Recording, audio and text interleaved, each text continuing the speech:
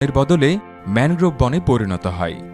Mangrove বনের অন্যতম বৈশিষ্ট্য, এই বনের উদ্ভিদগুলো দিনে একাধিকবার সমুদ্রে জোয়ারের কারণে নোনা পানিতে অর্ধেক ডুবে থাকে। দক্ষিণ ও দক্ষিণ পূর্ব এশিয়ার উপকূলীয় এলাকা জুড়ে বিস্তৃত এই ম্যানগ্রোভ বনের খণ্ডিত কিছু ভগ্নাংশ এখনও টিকে আছে। ভারতের তামিলনাড়ু এবং অন্ধ্রপ্রদেশের উপকূলীয় এলাকায় অবস্থিত ম্যানগ্রোভ বন দুটি সেই ভগ্নাংশগুলোর মধ্যে উল্লেখযোগ্য। কিন্তু বিলুপ্তপ্রায় সেই সুপ্রাচীন ম্যানগ্রোভ বনের টিকে থাকা সবচেয়ে বড় অংশটির নাম সুন্দরবন। বাংলাদেশের দক্ষিণাঞ্চল এবং ভারতের পশ্চিমবঙ্গ রাজ্যের দুটি জেলা মিলিয়ে বিস্তৃত এই বনটি এখনও বিশ্বের বৃহত্তম ম্যানগ্রোভ বনের খেতাব ধরে রেখেছে। প্রিয় দর্শক, আপনাদের সুন্দরবন সম্পর্কে জানাতে এই ভিডিওটি তৈরি করা হয়েছে। চলুন তবে আর দেরি না করে আদ্যপান্তর এই পর্বে সুন্দরবন সম্পর্কে বিস্তারিত জেনে আসি।